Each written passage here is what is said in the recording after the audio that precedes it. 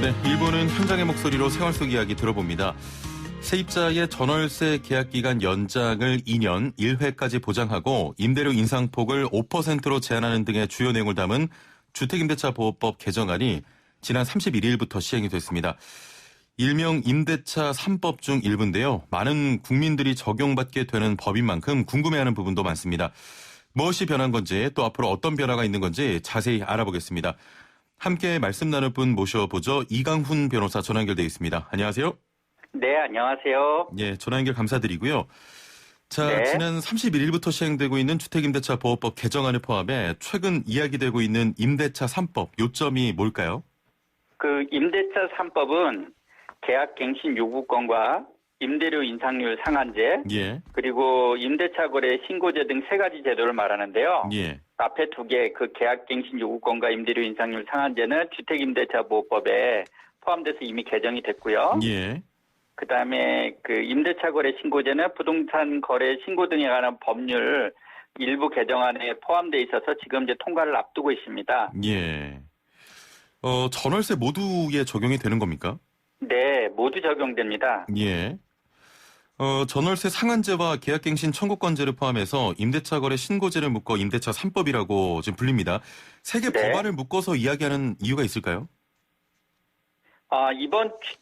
이번에 주택 가격하고 임대료 가격 급등에 대해서 시민들의 우려가 커졌잖아요. 예, 그러자 정부와 여당이 주택임대차 시장의 안정화, 거래 투명성 확보, 그리고 임대료 급등 지역의 거래 동향 파악이 좀 필요하다고 보고서 예. 이번 임시국회에서 신속하게 임대차 거래 3법을 통과시키겠다, 이렇게 한 것으로 보입니다. 예.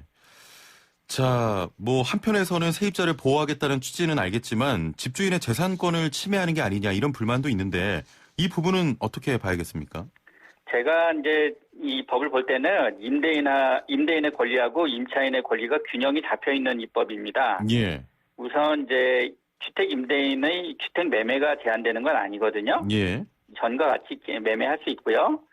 임차인에게 계약 갱신 요구권이 있어도 합리적이고 정당한 사유가 있으면 임대인도 계약 갱신을 거절을 할 수가 있습니다. 예, 그다음에 이제 임대료를 5% 이상 올리지 못하게 하고 있는 부분이 있는데 현재 코로나19 상황에서 어려워진 경제 상황을 고려할 때 이 정도는 당연한 조치가 아닐까 싶고요. 예, 그다음에 신규 계약에는 이제 상한제가 적용되지 않거든요. 예. 이 점은 이제 임대인에게 여전히 유리한 부분입니다. 예, 알겠습니다.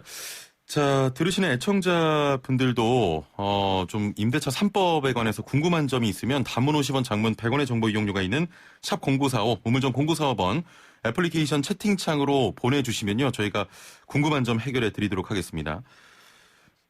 세입자가 지금 집 구하기 힘들다 이런 이야기도 나오는데 어떻게 보십니까? 나중에 잘 정착이 될 거라고 보십니까?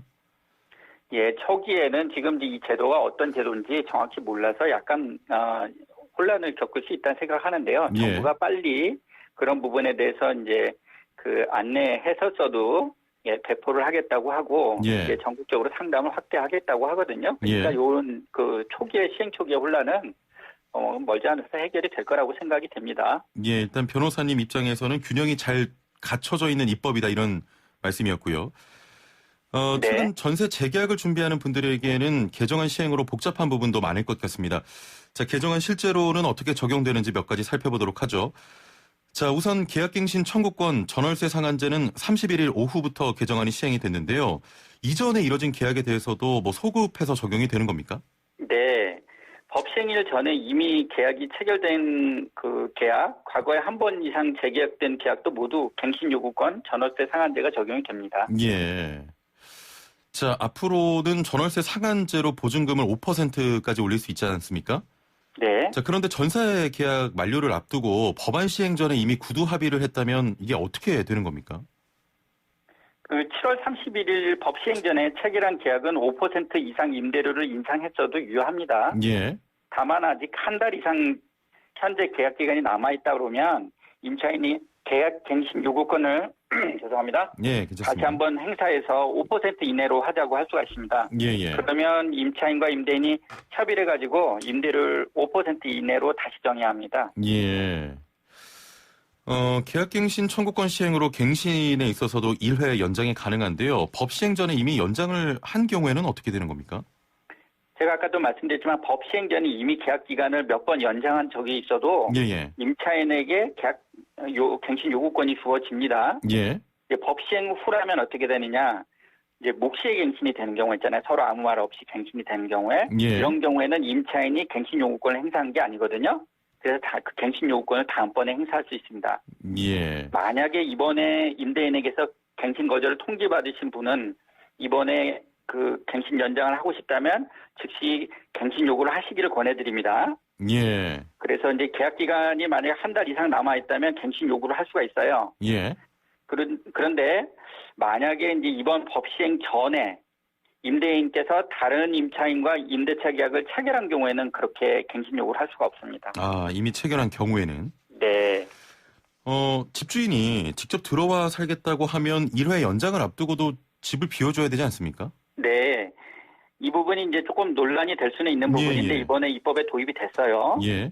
이제 임대인이 직접 또는 임대인의 부모님이나 또는 임대인의 자녀가 실제 거주하려는 경우에는 임차인이 갱신을 요구해도 임대인은 갱신 거절을 할 수가 있습니다. 예, 예. 이 부분에 대해서 약간 좀 오해들이 있어서 조금 설명을 드려야 될 것 같아요. 예. 임대인께서는 내가 들어와 살려고 하니까 계약갱신 안 됩니다라고 말만 하면 갱신 거절이 되는 줄로 생각을 하고 계시거든요. 예. 근데 그게 아니고 법 시행 요건에 실제 거주하려는 경우라는 갱신 거절 사유가 있어요. 예, 예. 그러니까 실제 거주하려는 경우로 증명할 수 있어야 갱신 거절이 정당화되는 겁니다. 아. 그래서 앞으로 이 문제 가지고 법원에서 소송 사례가 좀 생길 것 같아요. 예, 예. 만약에 이제 임차인이 이런 거를 사실이 아닌 것 같다 해서 이제 집을 안 비워주면 임대인은 그 집을 돌려받기 위해서 예를 들어 임대차 목적물 반환 청구 소송을 해야 될 거 아닙니까? 예. 이럴 경우에 이제 피고가 된 임차인은 내가 갱신 요구 기간 중에 갱신 요구를 했다 이것만 증명하면 되는 거거든요. 예. 그러면 임대인은 갱신 거절 사유를 증명을 해야 되는데 즉 본인이나 자녀, 부모 등이 실제 거주하려는 경우임을 어떤 객관적인 사정을 가지고 증명을 해야 되는 겁니다. 이게 그 증명을 해야 되는데 혹시 그 직접 감시하는 것도 한계가 있을 것 같거든요. 혹시 어떻게 증명을 해야 됩니까? 그러니까 이제 임대인으로서는 여러 가지 사정을 이제 들어서 이제 예를 들어 내가 뭐 예를 들어 지방에서 살았는데 뭐 여기 서울로 다시 이주해야 돼 아니면 뭐 여러 가지 다른 사유들이 있을 거 아닙니까? 예, 예. 그런 사유를 증명하시면 되고요. 예. 그다음에 그 임차인은 그 이제 정보 열람권 같은 거를 지금 정보 준다고 그래요. 예. 그래서 이제 거기에 누가 와서 살고 있는지, 그다음에 임차인이 있는지, 그다음에 뭐 임대료와 그 보증금 얼마인지 이런 것들을 확인할 수 있게 해주겠다는 거예요. 그래서 이제 손해배상도 현실적으로 가능하게 해주겠다는 거죠. 예. 그럼 앞으로 좀 소송이 발생할 일이 많겠네요. 꽤 있을 수 있다고 생각이 돼요. 예. 자, 그렇다면 만약 집주인이 직접 들어와서 살겠다고 하고 계약 갱신을 거절한 이후에 다른 세입자를 들이면 어떻게 되는 겁니까? 그게 제가 좀 전에 말씀드린 건데요. 예. 임대인이 직접 들어와 살겠다고 하고 갱신 거절한다면 예. 실제 살아야 되잖아요. 예. 그런데 이제 정당한 사유 없이 그 기간 2년 중에 다른 세입자를 들이면 전 임차인에게 손해배상 청구를 받을 수 있게 됩니다. 예. 이때 그 전 임차인은 그 다음 세 가지 금액 중에 가장 큰 금액을 손해배상 청구를 할 수 있거든요. 첫 번째가 이제 갱신 거절 당시 월세 3개월분입니다. 아, 이제 예. 보증금을 월세로 환산해서 계산해 주고요. 예, 예. 그다음에 임대인이 새로운 임차인에게서 받는 임대료하고 종전 임대료의 그 월을 각 월세로 환산해서 계산해서 예. 차액 2년치를 임차인이 청구할 수 있게도 해주고 있습니다. 예, 예. 이러면 이제 임대인이 새로 임차인을 들인다고 해도 손해배상을 당하고 나면 아무런 경제적 이득을 얻을 수 없겠죠. 그 차액분을 그 배상을 할 수 있게 되니까. 예. 그다음에 세 번째가 임대인 또는 임대인의 부모, 자녀가 실제 거주하는 경우라는 사유로 이렇게 갱신 거절을 했는데 이게 거짓말이어서 예. 임차인이 입은 손해 이걸 청구할 수도 있겠습니다. 예를 들어 임차인이 이사 가서 더 내게 된 임대료라든지 이사비 부대 비용 같은 게 있겠잖아요. 예, 예. 이 세 가지 중에 가장 큰 금액을 청구할 수 있게 해주는 겁니다. 예. 이러면 이제 이런 부분을 실제로 할 수 있게 하기 위해서 아까 말씀드린 정보 열람 이런 것들이 필요하거든요. 예, 예. 그래서 임차인에게 이 부분을 할 수 있게 해주겠다. 이게 지금 또 정부 방침입니다. 아, 그렇군요. 알겠습니다. 6249번님께서는 2021년 4월에 전세계약 만료가 되는 임대인입니다. 법안이 통과되고 굉장히 불안해하고 있습니다. 이곳이 재개발을 노리고 있는 아파트 단지라 집주인이 재계약을 안 하고 거주하겠다고 할까 봐인데요. 지금 당장 갱신 요구를 해야 할까요? 라는 질문이네요. 어떻게 2012년 4월이면 아직 6개월이 되기 지금 한참 전이거든요. 예예. 그러니까 지금은 할 수가 없는 거죠. 아 그렇군요. 6개월부터 1개월 전 사이에 예예. 할 수 있는 거거든요. 그러니까 6개월이 되자마자 이 부분을 얘기를 하셔야 될 것 같고 아마 이제 재개발이 되는 경우에는 이제 그 이 문제뿐만이 아니고 재개발 법령에서 주거 및 도시 및 주거 환경 정비법 있거든요. 거기에서 이제 그 일정 시기에 되면은 그 조합이 이렇게 이제 관리처분 계획을 세워가지고 예. 그게 인가가 되면 또 이제 나가야 되는 그 상황이 발생합니다. 그러니까 임차인이 그냥 원하는 대로 거주할 수는 없는 좀 상황이 좀 있는 거죠. 재개발 경우에는요. 예, 그렇군요. 집주인이 바뀌는 경우에도 적용이 되는 겁니까? 네, 뭐 매매든 주택 임대인이 바뀌어도 임대차를 승계하기 때문에 그대로 그 임차인은 새 임대인을 상대로 해서 갱신 요구권을 행사할 수 있습니다. 예. 다만 이제 새 임대인이 자신이 거주할 계획이 있다, 또는 이제 자신의 자녀나 부모가 거주할 계획이 있다면 자신들이 실제 거주하려는 경험을 증명해서 갱신 거주를 할 수가 있습니다. 예. 자, 이런 경우도 많을 것 같습니다. 계약을 갱신하면서 전세에서 월세로 바꾸는 경우 이 보증금을 그대로 두고 차입금을 못 올리니까 이걸 월세로 바꾸자고 하면 세입자는 응해야 되는 겁니까? 아, 예. 이거는 아니고요. 서로 예. 합의가 돼야지 보증금 월세로 전환을 할 수가 있습니다. 예. 그러면 그러니까 응하지 않아도 되는 거죠. 아, 그렇군요. 그럼 세입자 같은 경우는 월세로 바꾸자는 제안을 뭐 원치 않을 테니까 그냥 거절하면 네, 된다 이런 대부분 말씀이시죠? 거절하시겠죠. 네. 예, 알겠습니다. 일각에서는 전월세 상한제가 시장 원리를 반대한다 이런 비판이 꾸준히 등장하고 있는데요. 인상률 상한제 같은 경우에는 해외에서도 도입되고 있는 제도죠? 네, 이건 뭐 멀리 외국 볼 것도 없이 우리 상가임대차보호법에 이미 2002년부터 도입이 되어 있는 제도입니다. 예. 그리고 이제 주택임대료 그 인상률 상한제를 실제 실시하는 나라가 프랑스라든지 오스트리아, 벨기에, 핀란드, 스페인, 포르투갈 같이 서울의 다수 국가들이 이미 시행을 하고 있거든요. 예. 그러니까 미국도 뉴욕, 샌프란시스코 등 대도시에서 시행하고 있고요. 그러니까 이거와 뭐 어느 정도 그 선진국에서 보편화된 제도다 이렇게 보시면 되겠습니다. 예, 알겠습니다. 그 서두에 좀 균형 잡힌 거라고 하셨는데 이번 대책으로 공급이 줄어들 것이다. 뭐 물건 품귀 현상들로 인해서 세입자들이 많은 고통을 받게 될 것이다. 이런 분석들이 언론을 통해서 나오고 있는데 개인적으로 어떻게 좀 보십니까? 글쎄요. 그러니까 공급이 줄어든다 뭐 이런 얘기는 옛날부터 참 많이 했는데 한번 예. 실제로 좀 지켜보시죠.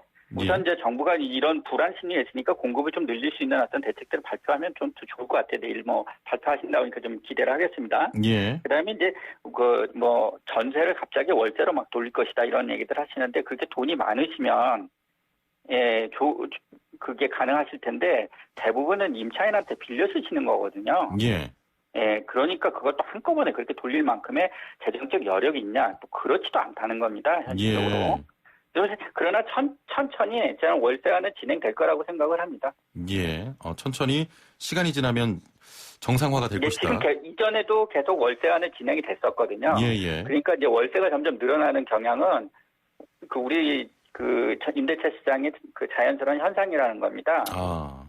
그래서 이제 그거는 막을 수가 없고요. 예. 다만 이제 그런 부분과 관련돼서 정부가 좀 더 저렴한 주택, 공공임대주택이라든지 이런 것들을 이렇게 시내에 많이 공급할 수 있는 정책들 이런 것들을 통해서 예. 이런 압박, 이런 요인들, 인상 압박 이런 것들이 발생하지 않도록 정부가 좀 대처를 해줬으면 좋겠습니다. 예.